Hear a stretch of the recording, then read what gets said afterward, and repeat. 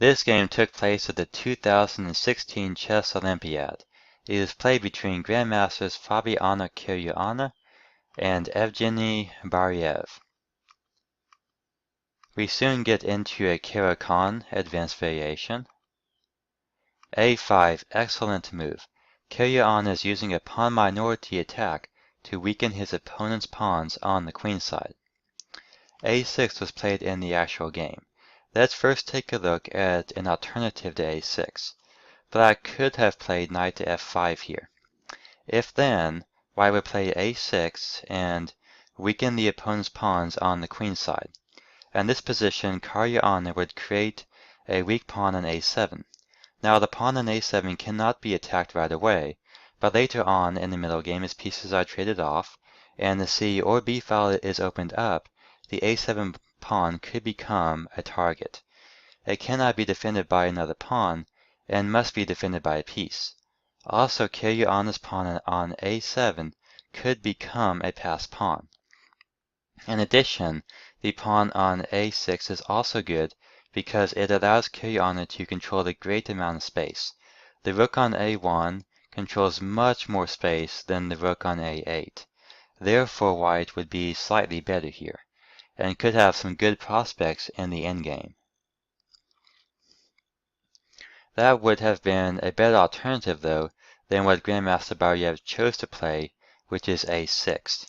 Now this move does prevent White from creating a weak pawn on A7, but it creates two other additional weaknesses. The B6 square and the B7 pawn are incredibly weak. Allowing Caruana to play A6 would have been slightly better than this move. However, Grandmaster Bareev could have played A5 earlier and prevented either weakness from happening.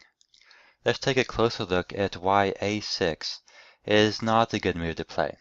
In the endgame, White could move his king all the way over here to B6 and therefore attack the B7 pawn and prevent the B7 pawn from moving up the board and being traded off. White could then create a second weakness on the other side of the board. Black would then be unable to defend both weaknesses and would soon lose. In fact, the legendary Grandmaster Bobby Fischer would often create such a pawn triangle weakness in his opponent's pawn structure, would trade off, get into the endgame, and would then soon win. Later on, I will show you a game that Bobby Fischer won by simply creating a pawn triangle in his opponent's weakness, or in his opponent's pawn structure, and then attacking that weakness. Bobby Fischer would avoid this type of weakness in his pawn structure as often as he could. He would rather have the A7 pawn weakness. B4 knight F5. Caruana seeking to create a bind in Black's pawn structure on the queen side to fix the pawn weaknesses in place. F6. Now the idea is to undermine White's pawn center. The idea is good, but unfortunately for Grandmaster Bareev it does not work, and it creates a glaring weakness on E6. In fact, White would probably be winning in the endgame, now that Black has two pawn weaknesses. For example, a knight on C5 could attack both the B7 and the E6 pawns. Instead of that, Black should have probably played bishop to E7. This move would have been much better than how the actual game went. It keeps the pawn structure intact, develops a piece, and prepares to castle. It does not create additional weaknesses in Black's pawn structure.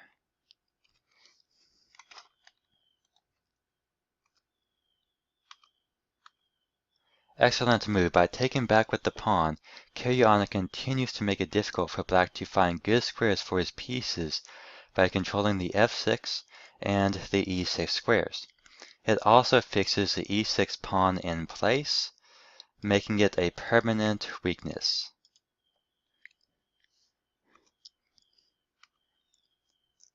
Excellent move G4, and one that is hard to find.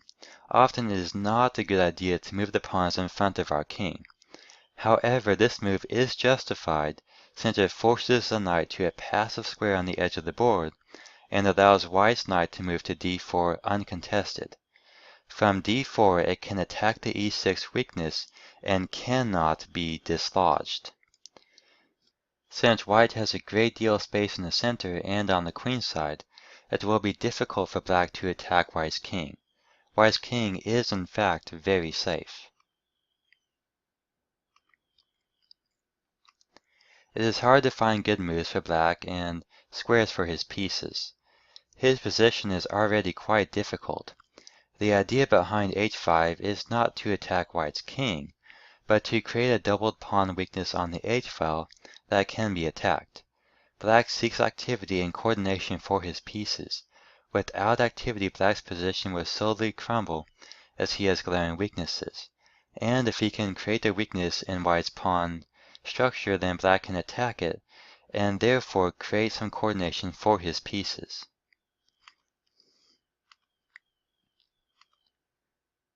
The drawback behind playing h5, though, is that it does allow White to attack the e6 pawn.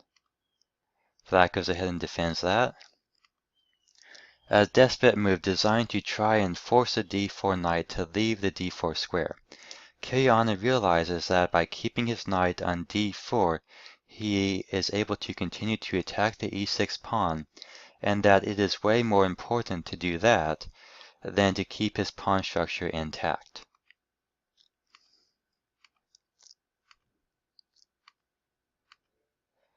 As you can see, Black continues with his plan of attacking h5. His pieces are now coordinated together and are not as passive as before. The e6 pawn was worth more than the h5 pawn. Now White has a passed pawn in the center, and that will decide the game. Rook to f4, excellent move. If Black wants to avoid losing the knight, he must play g5. However, playing g5 allows White to have two passed pawns now.